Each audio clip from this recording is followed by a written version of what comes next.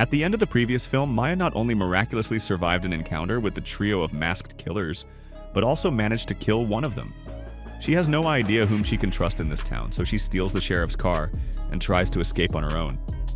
Meanwhile, Maya's sister is on her way to find her, sensing that something terrible has happened.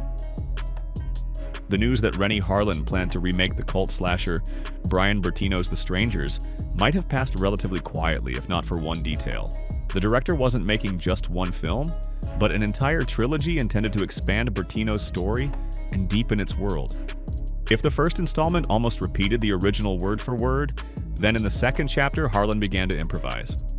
Not only did he introduce a bit of a detective angle, making the audience wonder whom Maya could trust in this town, but he also removed the mask from one of the killers, hinting that the next film would reveal more about the trio. And that's where the problem lies. Bertino's The Strangers worked largely because we didn't know who these three people were or what they wanted. The irrational and unpredictable nature of the evil emphasized its ruthlessness, and the original film is remembered in large part for the chilling response to the question, why? Because you were home.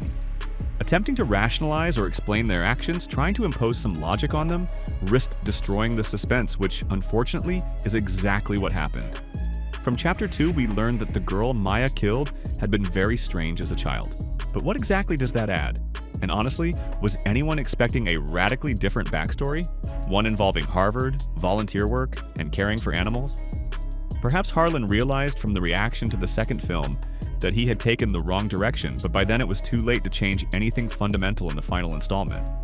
All three films were shot back to back, and despite some quickly arranged reshoots that added more brutal scenes, the outcome feels inevitable.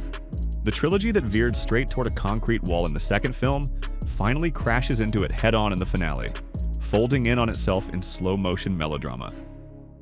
Chapter 3 barely even has a real storyline.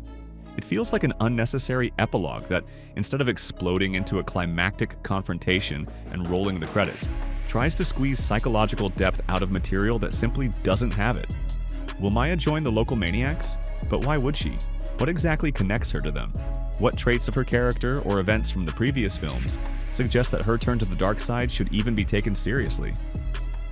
Continuing the direction started in the previous movie, Harlin devotes a large portion of the third film to flashbacks from the killer's teenage years, explaining how they met and eventually formed their trio. Okay, now we know. But again, the question is why? Just to cleverly play with the film's title? By this point, it turns out that the strangers in the title aren't the killers, but their victims. Since statistically, serial killers usually target people they don't know. It's a witty reversal, but it remains little more than a footnote, adding a new shade without actually changing the picture. Harlin doesn't offer a journey into the twisted mind of a murderer, nor does he attempt to understand what drives people like this. Instead, he simply shows where things came from and how they formed.